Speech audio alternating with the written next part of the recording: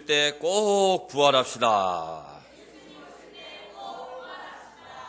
손을 더 따뜻하게 잡으시고 예수님 오실 때 꼭 부활합시다. 자, 우리 신앙의 맨 마지막 끝이 뭔가 하면 부활입니다. 부활. 우리 예수님께서 내가 마지막 날에 너희를 다시 살리리라 약속하셨죠? 우리가 이 약속을 믿으면서 지금 신앙생활 하는 거잖아요. 이 예수님의 부활의 약속은 확실한 약속이에요. 그리고 이 예수님은 정말로 부활하셨습니다. 그래서 예수님을 부활에 뭐라고 그러죠? 첫 열매라고 그러죠? 오늘 우리 시대에 유행하는 두 가지 단어가 가짜 뉴스, 또 하나가 팩트. 이 두 가지 단어가 한 6개월 동안 엄청나게 유행했잖아요. 가짜 뉴스를 우리가 믿으면 안 되죠. 팩트를 믿어야 돼요. 팩트. 그래서 오늘 우리가 믿고 있는 예수님의 부활이 가짜 뉴스가 아니고 팩트입니다. 팩트. 사도행전 1장 3절에 이렇게 기록되어 있어요. 함께 볼까요? 그가 고난받으신 후에 또한 그들에게 확실한 많은 증거로 친히 살아계심을 나타내사 40일 동안 그들에게 보이시며 하나님 나라의 일을 말씀하시니라. 우리 한번 받아봅시다. 확실한 많은 증거. 그 다음에 오늘 우리가 읽었던 이 본문 31절에 보면 한번 받아봅시다. 믿을 만한 증거를 주셨음이니라. 예수님의 부활이 팩트거든요. 팩트. 확실한 많은 증거를 우리에게 주신 거예요. 우리가 믿을 수밖에 없는 증거를 주신 거예요. 그러니까 이 확실한 증거가 너무 많잖아요. 이걸 오늘 이 짧은 시간에 다 얘기를 못하죠. 그래서 예수님의 부활을 입증할 수 있는 증거, 믿을 만한 증거는 너무 많은데 그 중에 몇 가지를 통해서 이 팩트를 한번 입증해 보려고 합니다. 예수님의 부활을 입증할 수 있는 첫 번째 팩트가 뭐냐? 그것은 예수님이 확실히 죽었다가 살아나셨다는 거예요. 자, 마가복음 15장 15절 보시면 마가복음 15장 15절을 함께 봅니다. 빌라도가 무리에게 만족을 주고자 하여 바라바는 놓아주고 예수는 채찍질하고 십자가에 못 박히게 넘겨주니라. 이게 무슨 얘기냐? 예수님이 그냥 죽으신 게 아니고 로마 총독이었던 빌라도가 사형을 언도해가지고 빌라도에 의해서 예수님의 그 사형이 집행됐다는 거죠. 로마의 공권력에 의해서 사형 집행을 당한 거예요. 그러니까 이것은 역사적 사실인 거예요. 부활하려면 전제 조건이 뭐예요? 반드시 죽어야 돼요. 죽어야 돼요. 그렇죠? 죽지 않은 것을, 덜 죽은 것을 살았다고 하면 안 되잖아요.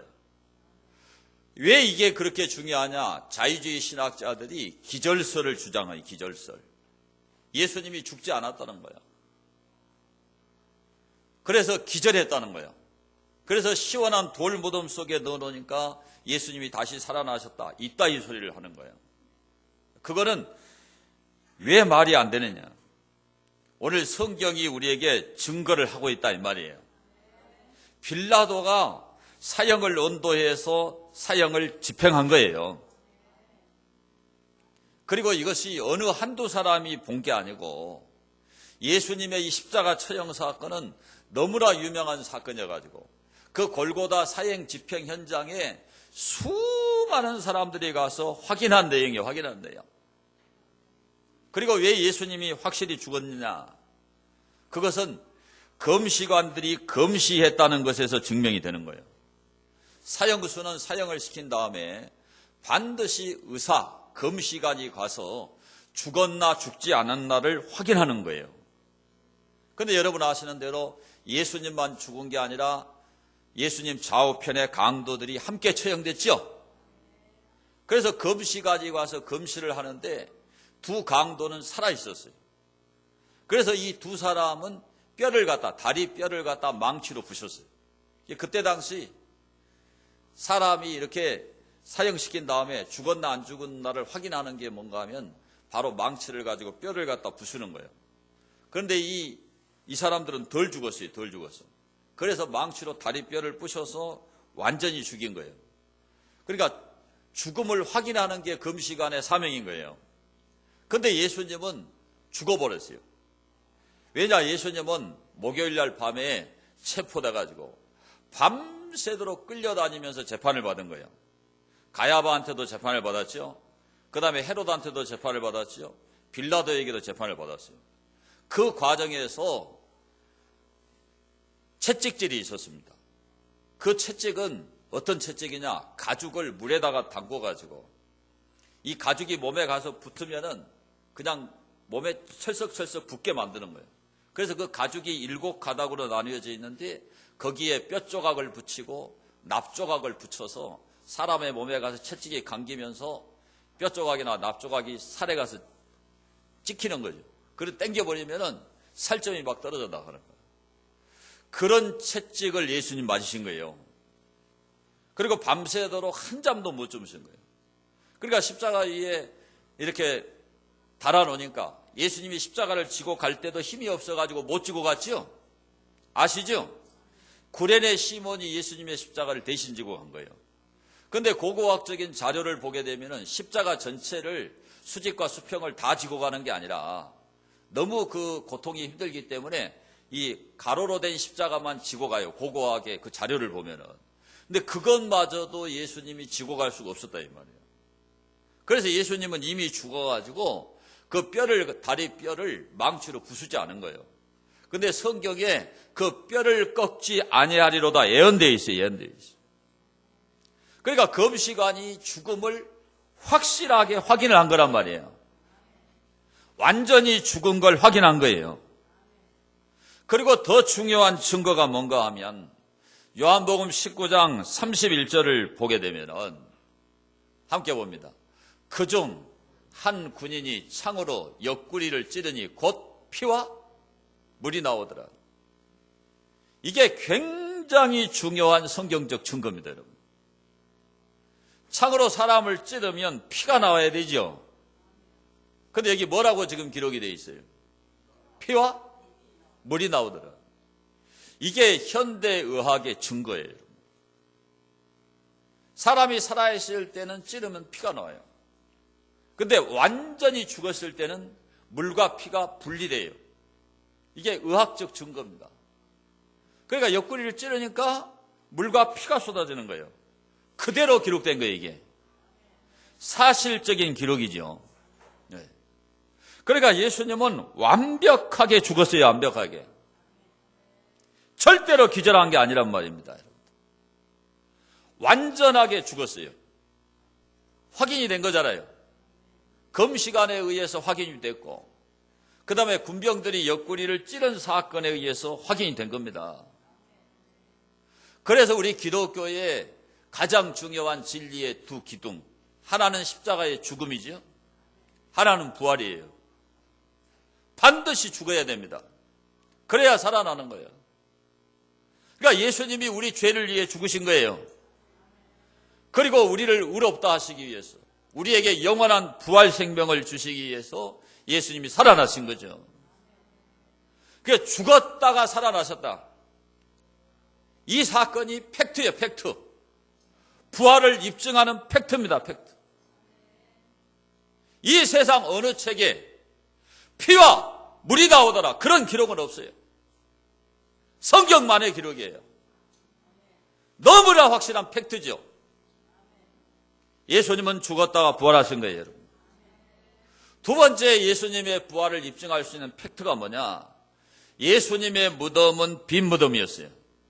자, 마가복음 16장 4절과 6절을 보시면, 마가복음 16장 4절과 6절 말씀 제가 읽어드립니다. 눈을 들어본 적 벌써, 함께 읽습니다. 함께 읽읍시다. 눈을 들어본 적 벌써 돌이 굴려져 있는데 그 돌이 심히 크더라.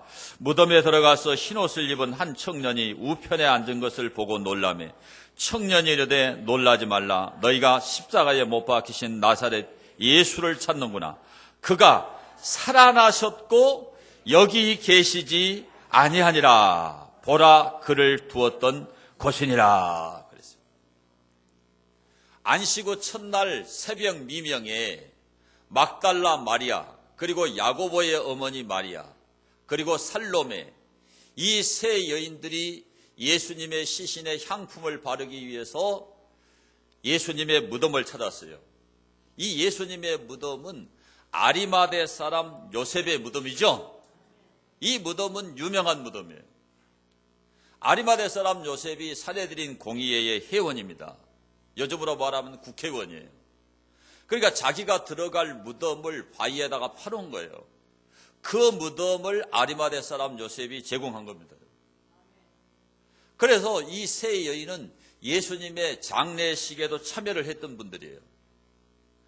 그래서 예수님의 시신에 향품을 바르기 위해서 향품을 미리 준비해 뒀다가 새벽에 일어나가지고 무덤을 간 거예요. 그런데 이들의 걱정이 무엇이었는가 하면은 그 예수님의 그 무덤 입구를 막고 있는 돌은 2톤에서 3톤이에요. 경사가 3도에서 5도 됩니다. 그래서 큰 돌을 굴려버리면 그 무덤의 입구를 가서 돌이 가서 막아버리는 거예요. 그러니까 경사가 있기 때문에 이 여인들의 힘으로는 그 돌을 굴려낼 수가 없어요. 그래서 이 세 여인들이 가면서 누가 이 돌을 굴려주리요? 그리고 갔는데 현장에 가서 보니까 돌이 굴려져 버린 거예요. 그리고 그 무덤 안에, 돌 무덤 안에 들어갔는데 예수님의 시신이 없어져 버린 거예요. 성경은 기록하기를 큰 지진이 일어났다고 그랬어요. 천사가 나타나서 그 돌의 입구를 가로막은 그 돌을 굴려냈다고 성경은 기록하고 있어요. 우리는 그것이 역사적 사실임을 믿습니다. 우리는 예수님을 믿으니까, 성경을 믿으니까 더 확실히 믿잖아요. 그런데 예수님의 부활을 연구한 저명한 종교 철학자이면서 변증가였던 게리 하베르마스라고 하는 사람이 1975년부터 빈 무덤에 대해서 쓰여진 3,400개의 문헌을 연구했어요. 이것도 엄청난 사실이에요. 세상에 예수님의 무덤, 빈 무덤에 대한 기록 문헌이 3,400개나 있는 거예요. 그래서 이 게리 하베르마스가 3,400개의 문헌을 전부 다 조사하고 연구했는데 3,400개 문헌 가운데 75%가 예수님의 무덤은 빈 무덤이었다라고 기록을 해놓은 거예요. 그러니까 우리가 예수님을 믿어서 믿는 게 아니고, 성경을 믿어서 믿는 게 아니고, 학자의 연구 결과도 그렇다 이 말이에요, 여러분. 그런데 예수님의 무덤이 빈 무덤인 것을 안 믿는다? 그거는 안 믿는 사람이 어리석은 거예요. 우리가 입증한다는 게 뭐예요? 가장 합리적인 증거나 사료나 자료를 갖다가 믿지 않을 수 없도록 증거를 제시하고 자료를 제시하잖아요. 그걸 보고 우리가 그걸 입증했다고 그런 거예요. 3,400개의 문헌 가운데 75%의 문헌이 예수님 무덤은 빈 무덤이었다. 시신이 없다 이 말이에요, 여러분요. 네. 그렇다면 이것이 얼마나 정확한 기록이냐 이 말이에요.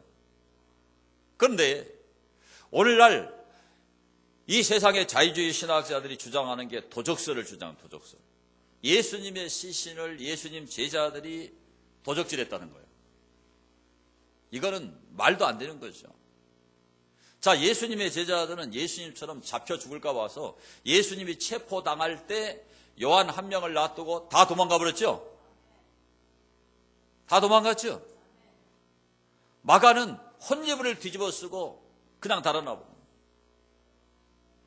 그리고 그 제자들은 다락방에 꼭꼭 숨어 있었어요. 그런데 그들이 예수님의 시신을 도적질해 갈 이유가 없어요. 어떤 이해관계가 있다든가 예수님 시신을 도적질해가지고 자기가 이익을 본다든가 그럴 일이 없단 말이에요. 그런데 도적질했다고 그럽니다. 그리고 예수님의 무덤을 지켰던 그 파수병들이 무덤을 철통같이 경비했죠. 로마 총독의 지시를 받고 경비를 쓴 거예요. 그런데 지진이 일어나니까 이거 불가항력이잖아요. 사람의 힘으로 막아낼 수 있는 일이 아니죠. 그래서 그 경비병들이 가서 보고를 합니다. 새벽에 지진이 일어나가지고 이거 불가항력이다. 지킬 수가 없다.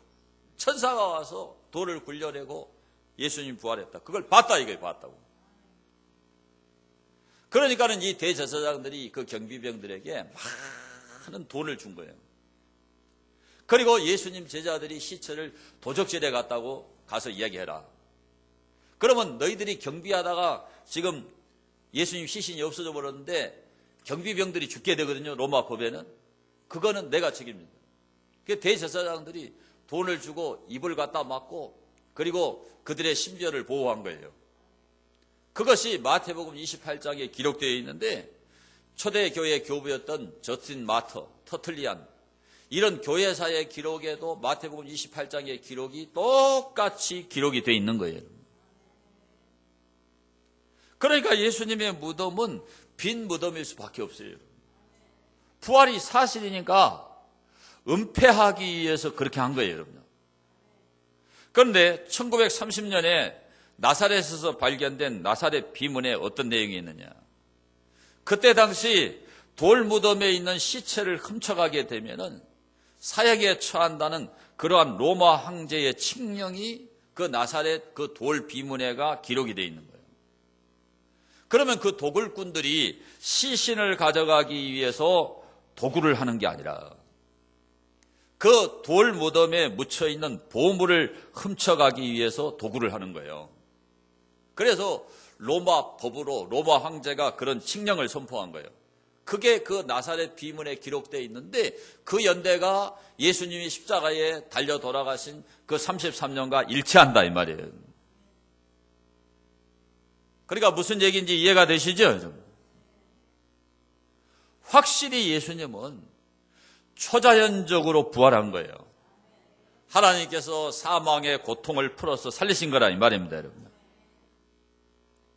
그래서 예수님 무덤이 빈 무덤이 빈 무덤.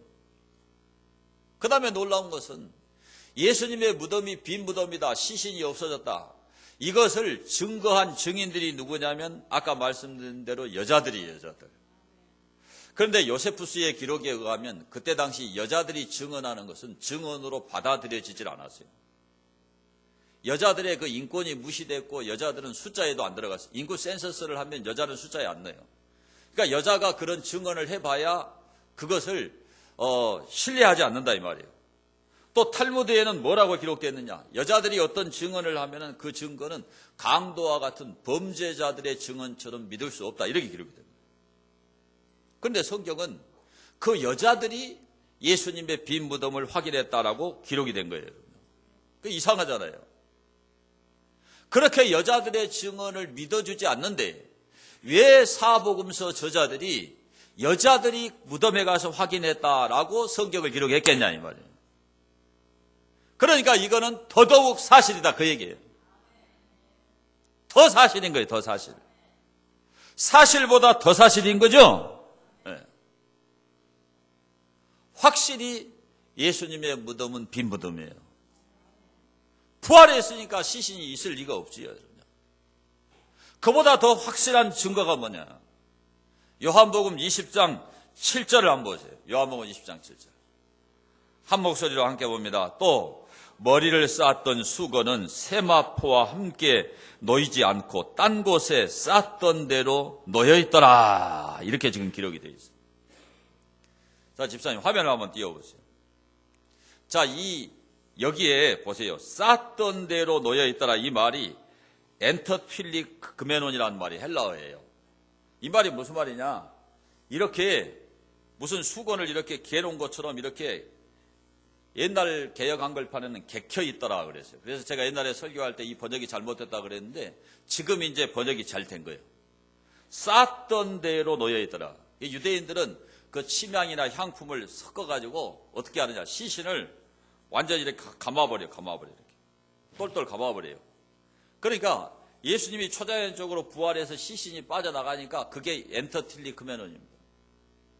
쌌던 그대로 기부수처럼 이 단어 하나가 예수님의 초자연적인 부활을 확실히 증거해 주는 단어예요.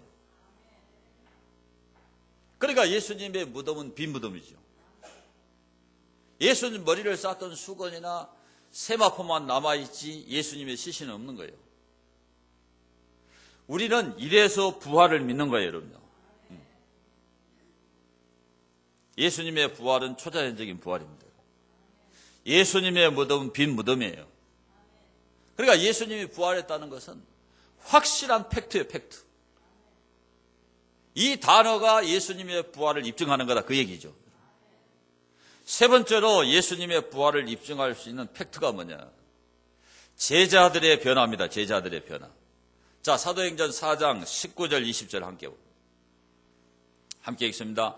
베드로와 요한이 대답하여 이르되 하나님 앞에서 너희의 말을 듣는 것이 하나님의 말씀을 듣는 것보다 옳은가 판단하라. 우리는 보고 들은 것을 말하지 아니할 수 없다. 우리 한번 받아봅시다. 우리는 보고 들은 것을 말하지 아니할 수 없다. 자, 초대 예루살렘 교회가 엄청나게 막 부흥을 했어요. 왜 그렇게 부흥했느냐?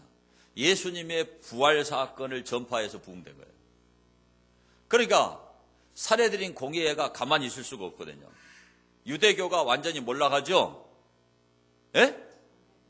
예수님이 부활했다는 이 사건으로 인해 가지고 교회가 부흥하는 교회가 수만 명이 모여요. 그래서 사도들을 체포합니다. 살해드린 공의회에 가서 지금 베드로와 요한이 신문을 받는 거예요. 신문하는 과정에서 하는 얘기예요. 이게 재판관에 대한 모독이나 똑같은 거죠. 너희 말 듣는 것이 옳으냐, 하나님 말씀 듣는 게 옳으냐 판단해라. 이런 이야기를 어떻게 합니까? 우리가 보고 들은 것을 말하지 아니할 수 없다. 예수님 부활한 것을 보고 들었다 이 말이에요. 부활 현장을 확인했다 이 말이에요. 예수님이 다락방에 오셨죠? 제자들을 만나주셨죠? 예수님의 손에 못자국, 예수님의 옆구리에 창자국을 다 확인하셨어요. 만났어요. 봤어요. 확인했어요. 살해드린 공의회에서 체포해다 신문하면서 다시는 예수의 이름으로 가르치지 말아라. 예수 이름으로 전파하지 말아라. 위협을 한 거예요, 위협을. 그런 위협, 그런 공권력 앞에 아무런 두려움이 없는 거예요. 응? 다락방에 꼭꼭 숨어 있었던 그들이 이렇게 바뀐 거예요. 이게 심리적인 변화지요. 그렇죠? 이게 바로 예수님의 부활을 입증하는 거예요, 여러분요.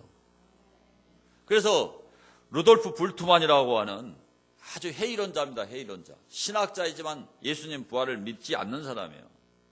근데 그 사람이 연구하고 뭐라고 그랬느냐. 모든 역사적 비평은 첫 제자들이 부활을 믿었다는 것을 확인한다. 회의론자도 연구해보고 이렇게 얘기하는 거예요, 여러분. 자유주의 신학자였던 에드 샌더스라고 하는 사람이 뭐라고 말했느냐. 예수님의 추종자들이 경험한 그 부활은 내 판단에는 팩트다.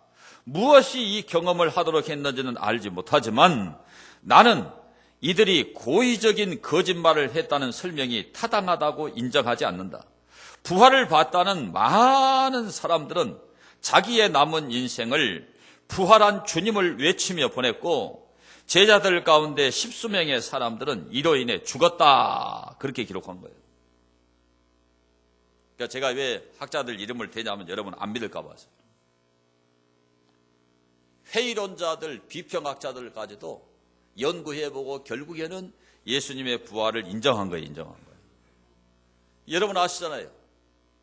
가룟 유다를 제외하고 그 다음에 사도 요한만 자연사했지 나머지 10명은 전부 다 뭐 했어요? 순교했어요. 그리고 제가 이 이야기는 10번도 더 한 것 같은데요. 그러니까 아주 얇은 책인데 안 믿을 수 없는 예수. 플로이드 맥켈빈이 쓴 건데 이거 29페이지에 보면요. 기독교 2000년 역사에 순교자 수가 얼마냐? 6,600만 명이에요. 이 공식적인 통계입니다. 통계. 선교 오지에서 죽은 선교사들 같은 경우에는 통계에 안 나오는 경우도 많이 있어요. 근데 통계만 6,600만 명이 순교를 했어요. 따라합시다. 기독교는 순교의 종교다. 부활을 안 믿는데 자기 생명을 내줍니까? 그런 사람은 없어요, 여러분. 바보가 아니잖아요. 내 생명을 빼앗아 가는데, 당장 죽어야 되는데 부활을 안 믿는데 죽겠냐 이 말이에요. 근데 그 숫자가 6,600만이라니까요. 6,600명만 돼도 많을 건데 6,600만 명이 죽은 거예요, 여러분.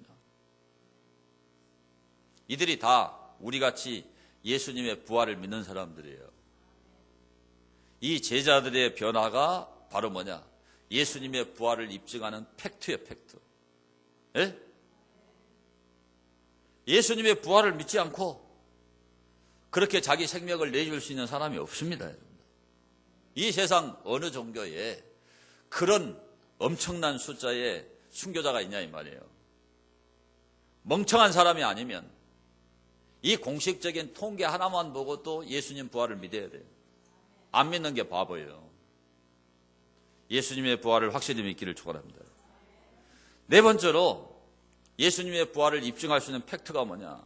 예수님을 적대시했던 사람들이 부활의 증인으로 변화된 게 팩트예요. 자, 무슨 얘기인가? 사도행전 22장 6절과 8절을 한번 보겠습니다. 자, 화면에 나옵니다.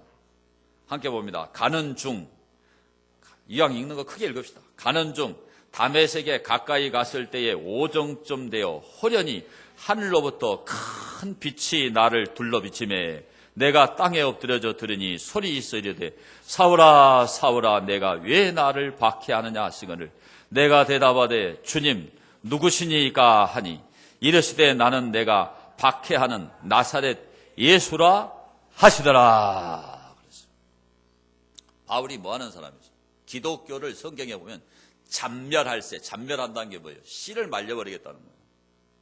그래서 예수님 믿는 사람들을 체포영장을 발부받아서 체포해다가 대제사장들한테 인계하고 죽이고 하는 그런 일을 했던 사람이 바울이에요, 바울. 이 사람은 유대교의 열혈주의자예요. 우리 기독교 예수님을 믿는 사람이 아니에요. 예수님 믿는 사람 없애버리고 교회를 없애버리는 게 자기 사명이었어요. 그래서 이날 또 그 일을 하기 위해서 다메섹, 지금의 다마스커스죠. 거기로 체포영장을 발부받아서 체포하러 간 거예요. 가다가 길거리에서 해보다 더 밝은 빛이 내리비쳐가지고 바울이 고꾸라져 버려요. 그리고 나는 내가 핍박하는 예수라. 부활하신 예수님을 만나게 된 겁니다, 여러분. 그래서 그날부터 바울은 뭐 하는 사람이 됐느냐? 부활의 증인이 되어버린 거예요. 바울이 얼마나 악랄한 그런 핍박자였던지. 바울이 회개하고 예수 믿는다고 그래도 사람들이 안 믿어. 인정을 안 해줘요. 바나바에 의해서 사도들에게 소개해가지고 그때서 믿었어요. 그러니까 바울이 얼마나 악랄한 핍박자였던가, 얼마나 기독교에 대해서 적대 세력이었던가 충분히 이해가 되시죠? 그래서 제가 설교 준비하면서 자료를 읽다 보니까 바울의 변화는 하나님의 신의 한 수였다. 그런 기록이 있더라고요. 하나님이 바울을 변화시켜가지고 이 부활의 증인으로 삼은 거, 이것은 신의 한 수라는 거예요. 책에 그렇게 기록이 된 거예요. 정말 이 바울의 변화는 신의 한 수예요. 왜 그러냐? 사도행전 23장 6절을 보면은, 자, 사도행전 23장 6절을 보겠습니다. 함께 봅니다. 바울이 그중 일부는 사두개인이요 다른 일부는 바리새인인 줄 알고 공회에서 외쳐 이르되, 산헤드린 공회입니다. 체포돼 가지고 신문 받으면서 하는 거예요. 여러분 형제들아, 나는 바리새인이요 또 바리새인의 아들이라. 그러니까 정통 유대인이다 이 말이죠. 죽은 자의 소망 곧 부활로 말미암아 내가 뭘 받노라?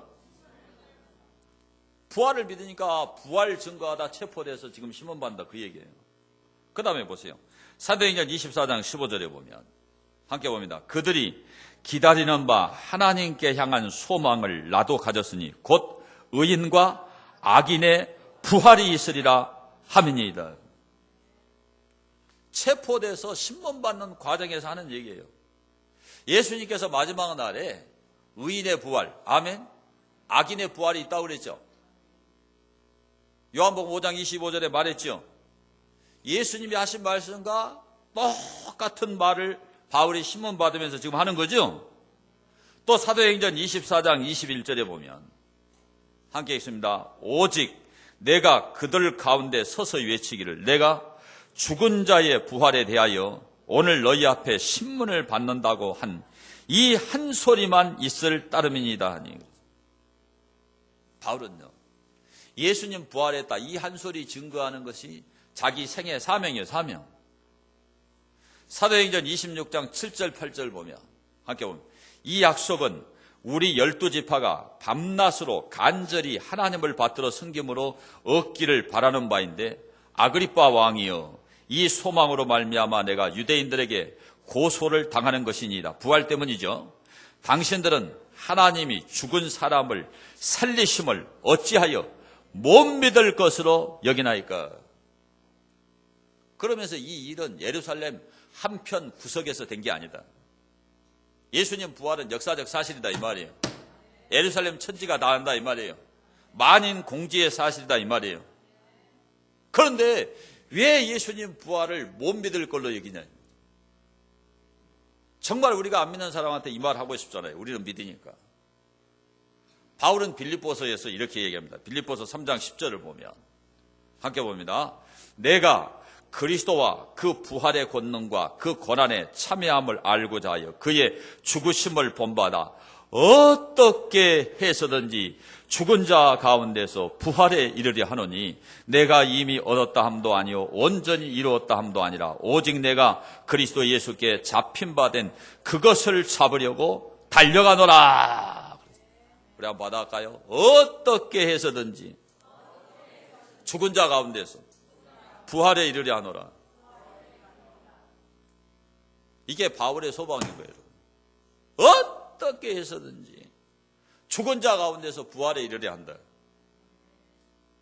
우리 아버지 옆 사람 손잡고 예수님 오실 때 꼭 부활합시다. 그래서 바울의 변화는 진짜로 신의 한 수예요. 그 성경학자들의 연구 결과에 의하면 바울이 회심할 때가 33살이었다. 네로의 칼날에 목이 달아날 때가 66세. 예수님처럼 33년 일하고 갔어. 예수님은 33년 사셨죠? 그 33년 일하고 간 거예요. 최근에 나온 그 책에 그렇게 돼 있더라고요. 그러니까 이 바울 같은 적대자가 이렇게 부활을 전하는 열혈주의자로 바뀌어버린 거예요. 네. 이게 바로 예수님의 부활을 입증하는 팩트 중의 팩트. 신의 한 수예요, 신의 한 수. 바울이 1차, 2차, 3차 선교운동을 통해서 얼마나 많은 교회를 세웠습니까? 신의 한 수죠? 기독교 교리를 체계화했잖아요. 신의 한 수, 신의 한 수. 이것은 예수님의 부활을 증거하는 팩트 중의 팩트입니다. 마지막 5번째로 기독교가 폭발적으로 부흥한 것이 바로 팩트입니다. 부활 팩트예요. 자, 사도행전 2장 41절을 보겠습니다. 함께 봅니다. 그 말을 받은 사람들은 세례를 받음에 이날의 신도의 수가 3,000이나 더하더라. 베드로가 한 번 설교할 때 몇 명이 회개했어요? 3,000명이 회개하고 세례받았거든요. 어마어마한 일이죠, 여러분. 그래서 교회 성경학자들은 불과 1, 2년 만에 예루살렘 교회는 2만 명에서 3만 명이 됐다라고 얘기를 합니다. 그런데 유대인들은 원래가 예수님을 안 믿었어요. 여러분 알죠? 유대인들이 기대하는 메시아는 폴리티컬한 메시아예요. 메시아가 오면은 로마의 압제에서 이스라엘을 해방시켜가지고 독립국가가 되는 거, 그걸 해주는 분이 메시아라고 생각했기 때문에 메시아 예수님 안 믿었어요. 안 믿었어요. 그런데 예수님이 부활하고 나서 유대인들이 그 예수님을 믿었어요.